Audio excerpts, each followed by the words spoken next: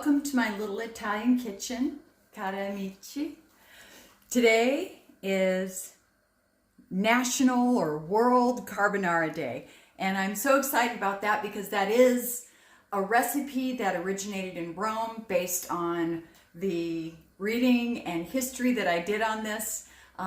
According to most of the stories, this had to do with the rations that American soldiers brought to Lazio, which is the area that we live in. So it's almost like it's a county. So Lazio, and then within Lazio there's Rome. So using the rations, the powdered eggs, the bacon, that's what they developed this recipe for carbonara off of.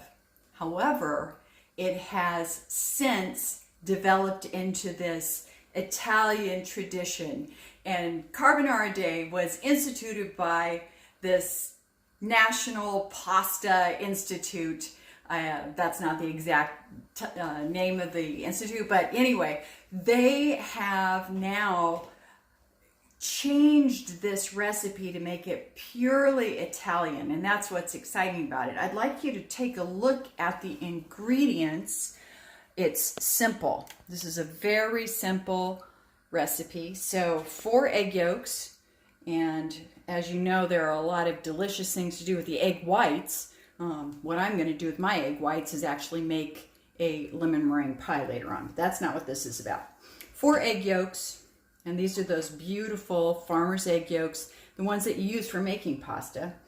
Guanciale, which is not bacon. It's from pork jowl or pork cheek.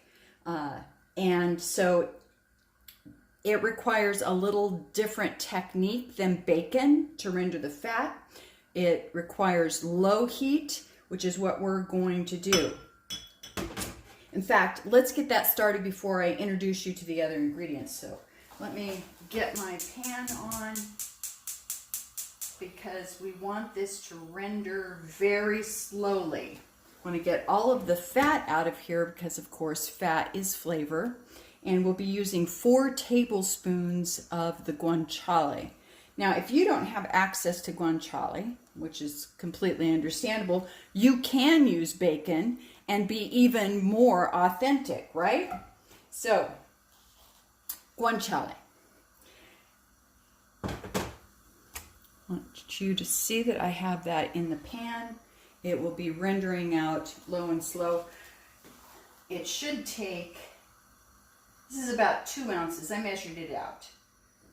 I got a pack of it from the deli that I normally go to, and that pack weighed at about 5.7 ounces. So broke this down to a 2 ounce measurement. So 2 ounces of guanciale. You can see it's cubed, and we'll want to make sure that that is kind of broken up so and get the heat accessing all of this to start rendering that fat. And you can see the fat is rendering. Now, a lot of recipes, since we're talking about World Carbonara Day, call for starting this guanciale out in olive oil, which is completely unnecessary. You can see that there is enough fat here in this particular cut that you don't need any added oil and fat for this recipe. So you'll get enough, and you'll get the most flavor by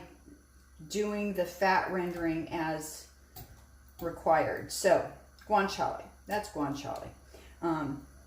Different than bacon, but does have a bacon-like flavor. I would say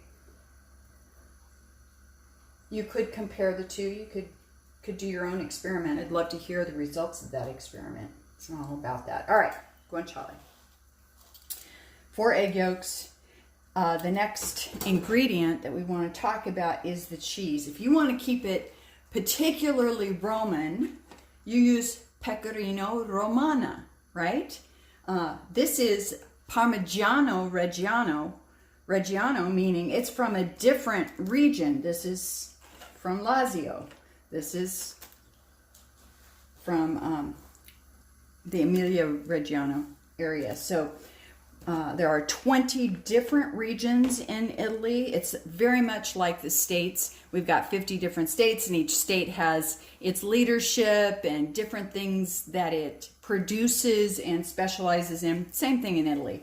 So pecorino, sheep's milk, has a little more flavor, a little sharper flavor.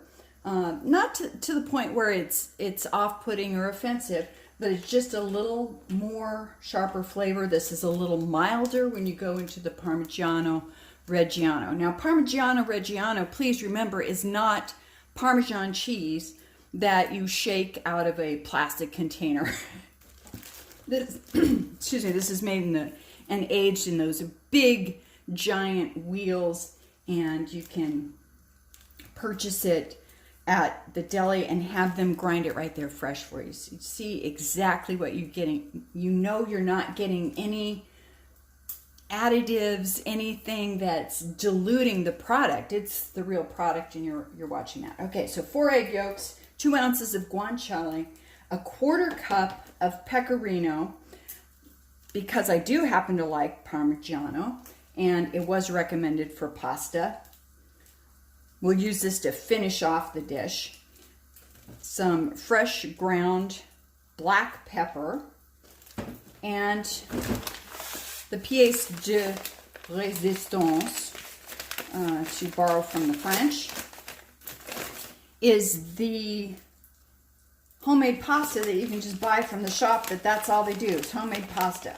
So here we go. Let's take a look at it. This is our fresh homemade spaghetti. Now, this recipe that we're making calls for 1/2 pound of spaghetti. I weighed this out. This is 1.5 pounds of spaghetti. So I'm going to use about 1/3 of this. I'm not going to do any additional measurement. This spaghetti for this recipe is not cooked all the way to al dente. There is a technique involved here. So the technique, besides, and this is going too fast, you can see that it's smoking way too high. Let's turn that heat way down. Let's kind of take it off the heat for a second. Yeah, we want to do this right. We really want that low and slow.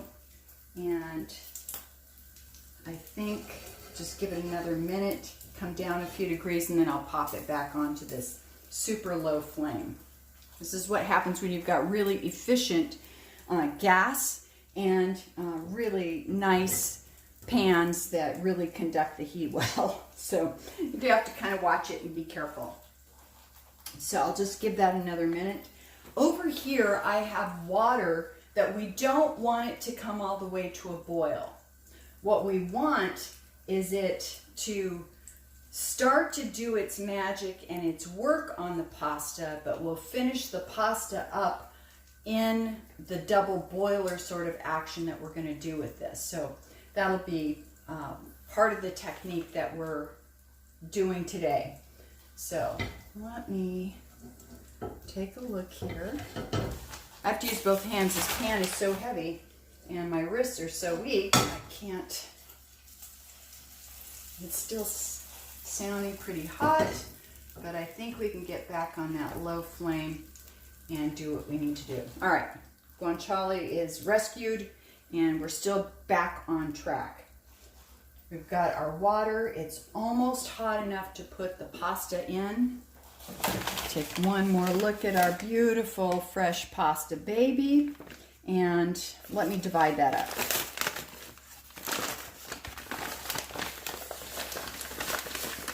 Now this won't take long once we get it into the water, so we're not ready to put it into the water yet. What we want to do is work on the sauce. So now that I'm ready with that, we're going to want to do some double boiler work. And to do that, this bowl happens to fit quite well over this pan. And we're going to take a wire whisk and we're going to whisk this up until it's completely creamy. So let's put that in the bowl. Once that's completely creamy, then we're going to whisk in the pecorino.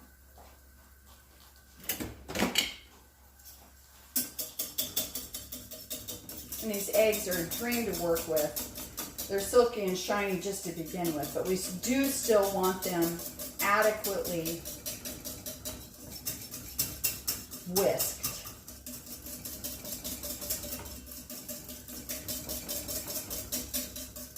Okay, so in the interest of, let's see if you can see what's going on over here. There you go.